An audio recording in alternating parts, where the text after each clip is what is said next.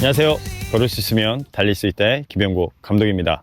이번에는 네 번째 파트, 효율적인 착지 방법에 대해서 영상을 한번 찍어 보려고 합니다. 영상을 찍으면서 항상 느끼는 거지만 여러분에게 어떤 달리기 방법을 알려주고 어떻게 해야 좀 더 효율적일까라는 생각을 많이 하게 되는데, 오늘은 정말 중요한 1번, 2번, 3번에서도 있었지만 포인트는 효율적인 착지에 대해서 한번 말씀드리겠습니다. 자, 먼저 들어가 볼게요. 효율적인 착지가 과연 어떤 걸까? 충격을 완화하고 충격을 분산하는 착지법이 있을 거예요. 분명히 우리는. 근데 그 충격을 완화하고 충격을 분산하는 방법을 모르기 때문에 못했던 건데, 잘 보세요. 제자리에서. 그리고 제가 뛰면서도 보여드릴 겁니다. 자, 제자리에서 우리가 힘을 뺀 상태에서 점프를 하면, 잘 보세요. 힘을 빼고 점프를 하면 발은 앞에와 중간 그리고 뒤가 살짝 닿습니다. 그리고 체중은 어디? 발바닥 가운데가 실려요. 그러면서 무릎을 구부립니다. 충격을 흡수하기 위해서. 자, 효율적인 달리기라고 말하는 게 뭐냐면, 충격을 내가 받았을 때 그 충격을 흡수해서 완화를 해야 되거든요. 근데 여러분이 제자리에서 점프해서 앞에와 중간이 닿는 거와, 그리고 제가 발목에 힘을 줘 볼게요. 발목에 힘을 준 상태에서 그대로 발바닥 가운데를 떨어져 보면 충격이 굉장히 커요. 다시 무릎을 구부려도 충격은 굉장히 큽니다. 그렇기 때문에 효율적인 착지는 앞에, 중간, 뒤에라고 말하는 거고, 발목에 힘을 줘서 발바닥 가운데, 정가운데, 미드풋 착지라고 착각하는 발바닥 가운데가 떨어졌을 때도 충격이 큽니다. 그리고 마지막 세 번째, 뒤꿈치. 뒤꿈치로 서 있는 상태에서 점프해서 떨어지면 충격이 더 커요. 하지만 우리가 달리기를 하면 다리가 롤링을 이루잖아요. 그렇기 때문에 모르거든요. 근데 거리가 길어지면 길어질수록 배와 중간이, 뒤가 닿는 충격과 발바닥의 가운데 그리고 뒤꿈치 확실히 달라요. 근데 오늘은 제가 이걸 그냥 이렇게 서서 말하는 게 아니고요, 뛰면서 보여드릴 거예요. 뛰면서. 그리고 거기에 케이던스, 발의 리듬, 이걸 대해서 설명을 드릴 건데, 우리가 걸을 때는 뒤꿈치부터 자연스럽게 이렇게 닿습니다. 그죠? 그리고 또 하나, 달리기를 제자리에서 뛰라고 하면 모두들 앞꿈치로 이렇게 뜁니다. 자, 잘 들으세요. 잘 보고 잘 들으세요. 포인트, 다시 걸을 때는 분명히 뒤꿈치로 걷습니다. 여기에서 발을 뻗어서 자연스럽게 걷는 거죠. 근데 제자리에서 내가 뛰어? 그러면 모든 수많은 러너들은, 그리고 달리기를 처음 했건 안 했건 그 많은 분들은 다 앞꿈치로 뜁니다. 근데 여기에서 포인트는, 자, 이제 앞으로 뛰어갑니다 라고 하면 앞꿈치로 뛰어가는 게 아니고 여기서 몸을 숙여서 뒤꿈치로 뛰기 시작합니다. 그러면 케이던스가 늦겠죠. 지면의 접촉 시간이. 잘 보세요. 이 한쪽 발은 지면에서 오래 머물고 있으면 있을수록 이 발의 데미지는 굉장히 높아져요. 피로도가 높아진다는 말이죠. 그리고 부상을 당할 확률이 높아요. 뒤꿈치부터 닿아서 리어풋, 뒤꿈치부터 닿아서 발바닥 가운데 앞으로 밀고 가는 동작과, 자, 제가 여러분에게 한번 물어보고 싶은 게 있는데, 뒤꿈치로 닿으면서 발바닥에 닿으면서 앞꿈치로 가는 거와 앞꿈치로 닿으면서 중족부가 닿아서 가는 거랑 어떤 게 과연 빠를까요? 어떤 게 더 효율적일까요? 그리고 힘을 더 어떤 게 많이 받고 앞으로 추진력이 생겨서 더 빨리 나갈까요?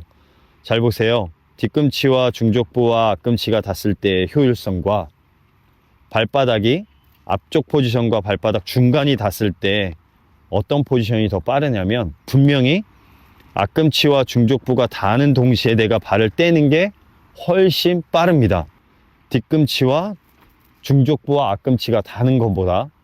그렇기 때문에 효율적인 달리기는 지면에 오래 머물러 있는 게 아니고 지면에서 빠르게 떨어질 때, 그리고 달리기를 할 때 가장 효율적인 리듬은요, 달리기는 두 가지가 있는데 리듬과 각도인데, 효율적인 달리기 리듬은 170에서 180 사이예요.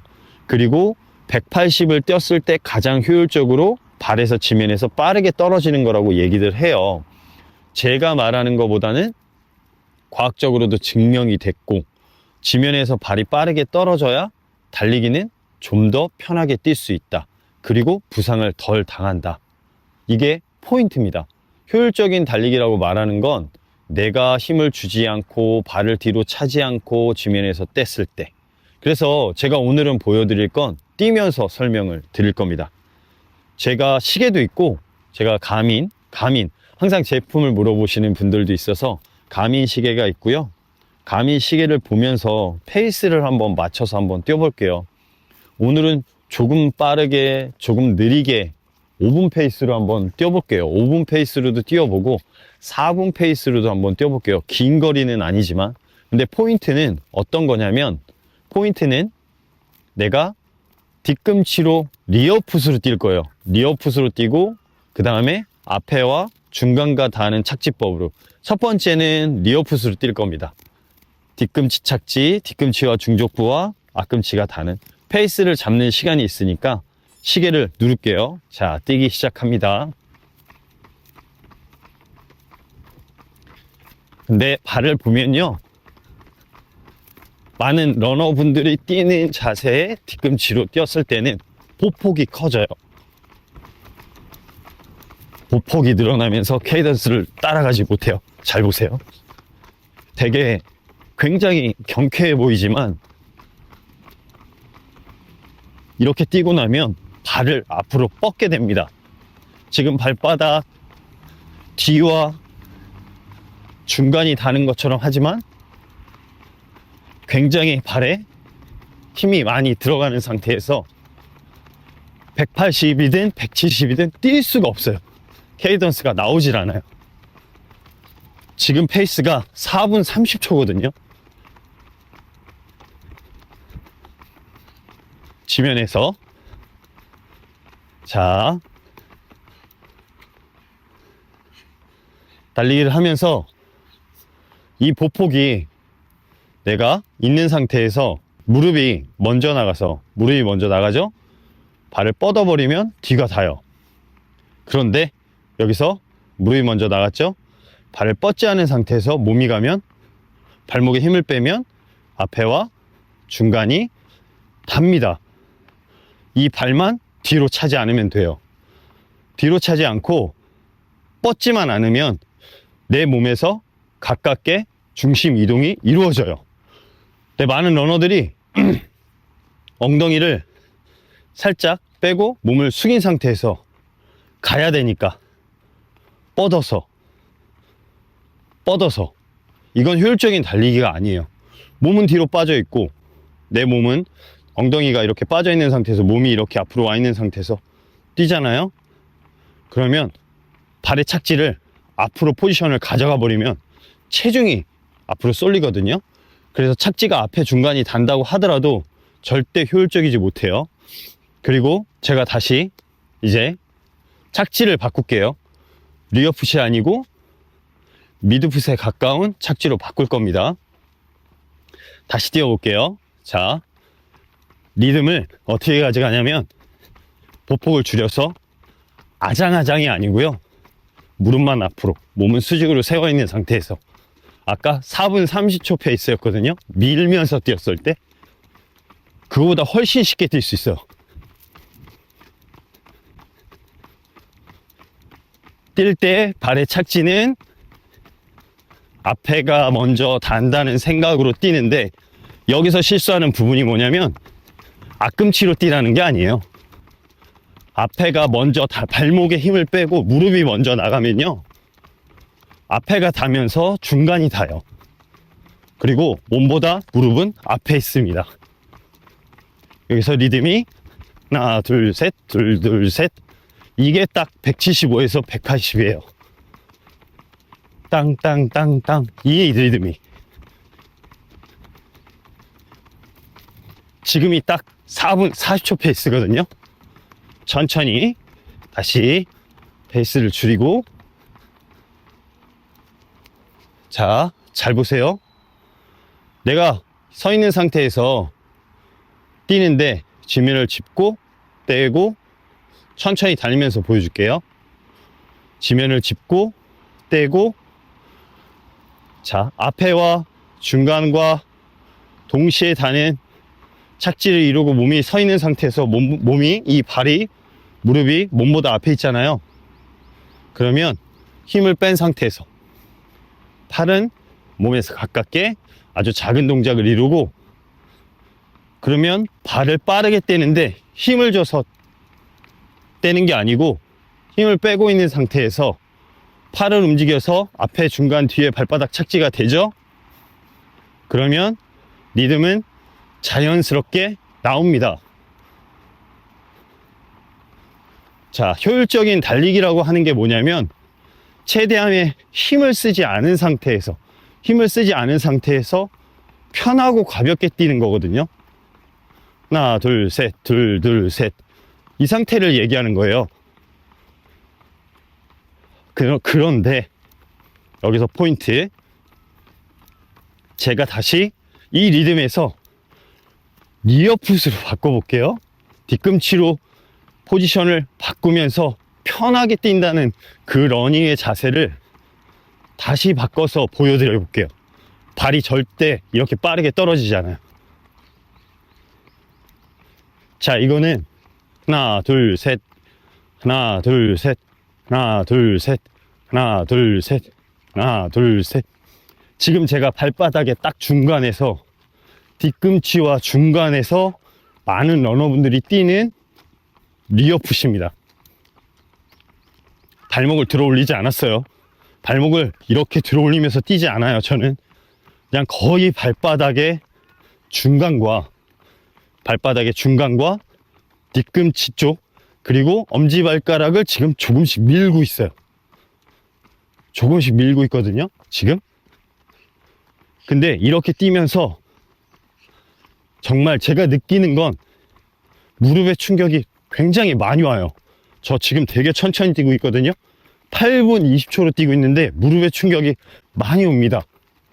뒤꿈치부터 해서 충격이 올라오는 발바닥 가운데 충격으로 해서, 충격은 분명히 분산은 되겠지만 저는 신발이 지금 쿠셔닝화에 카보나를 신고 있는데 충격이 분산이 되긴 하지만 그 충격이 착지를 올바르게 이루어졌을 때, 앞에와 중간이 닿았을 때 착지법과 완전히 달라요. 올라오는 충격이. 자, 이제 다시 한번 바꿔볼게요. 앞으로 바꿔보겠습니다. 밀지 않은 상태에서 리듬을 맞춰가지고 앞에 중간 뒤, 앞에와 중간과 뒤가, 앞에와 중간과 뒤와 뛰었을 때 무릎에 거의 충격이 안 와요. 왜 그러냐면 내 몸보다 무릎이 조금 더 앞에 있고 발을 뻗지 않은 상태에서 점프했을 때의 느낌 그대로예요. 점프해서 제자리 점프를 했을 때 앞에 중간이 닿는 거랑 발바닥의 가운데가 닿으면서 충격이 때리는 거랑 거의 흡사하게 충격이 올라와요. 내가 지금 앞꿈치가 닿으면서 앞에 중간 뒤에가 닿는 착지로 하면 무릎까지 데미지는 안 와요. 근데 여기에서 포지션을 바꿔서 바로 발바닥 가운데와 뒤꿈치로 딱 가면 무릎의 충격이 바로 옵니다. 이게 어떤 말이냐면, 여러분들이 포지션을 딱 잡고요, 이 상태에서 정말로 거짓말 안 하고 여러분들이 몸으로 한번 느껴보세요. 그냥 제자리에서 내가 점프를 해서 발목에 힘을 빼는 방법 1, 2, 3파트에서 다 알려드렸어요. 앞에와 중간이 닿았을 때랑 발바닥에 가운데랑 닿았을 때랑 뒤꿈치랑 닿았을 때랑 느낌이 다 달라요. 근데 충격이 가장 많이 오는 건 내가 뒤꿈치로 떨어졌을 때, 발바닥의 가운데로 딱 떨어졌을 때는 그나마 버틸만 해요. 근데 뒤꿈치로 떨어졌을 때 아니에요.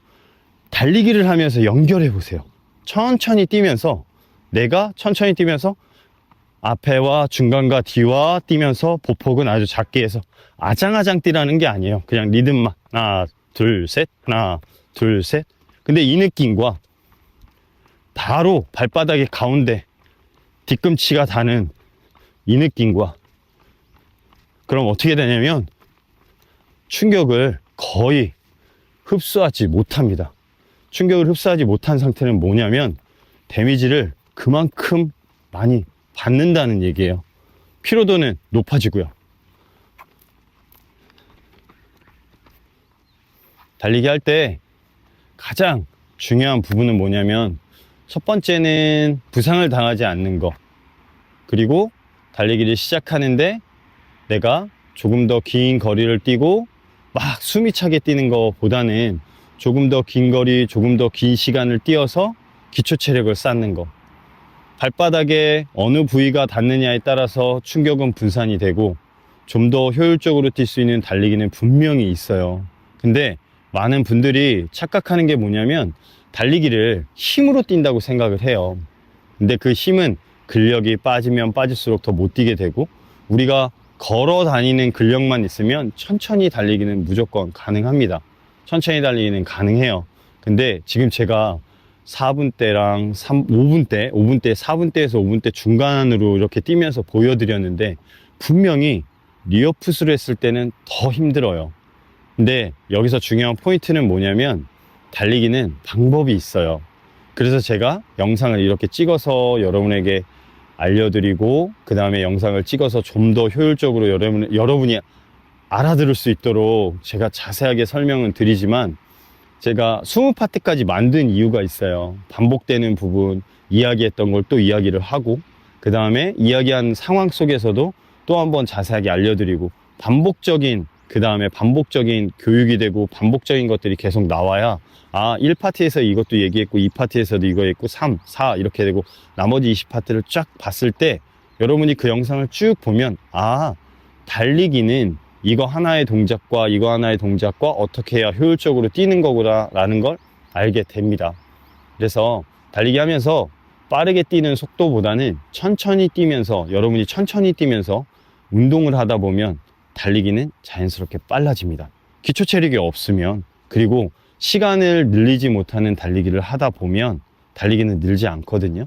그리고 기초 체력이 늘다 보면 어느 순간에 10분 뛰었던 분이 15분, 20분, 30분 정도의 존투 영역에서 옆 사람과 대화할 수 있을 정도의 달리기를 시작했다. 그러면 여러분은 이미 가벼운 조깅을 시작했고 러닝을 재미를 붙인 거예요. 그렇기 때문에 거기까지만 간다고 생각을 하시고 그 다음에는 조금 더 디테일하게 자세를 잡고 일주일에 한 번 정도는 심장에 자극을 주는 운동을 했으면 좋겠습니다. 오늘 영상은 여기서 마치고요. 여러분에게 도움이 되는 영상을 찍기 위해서 많은 것들을 보고 나누고, 그 다음에 저희 팀들도 영상을 다시 이렇게 찍어서 올리면서 저희 팀들도 영상을 많이 보게 됩니다. 여러분에게 도움을 드리는 영상을 많이 준비하겠습니다. 파트 4 영상은 오늘 여기서 마치겠습니다. 감사합니다.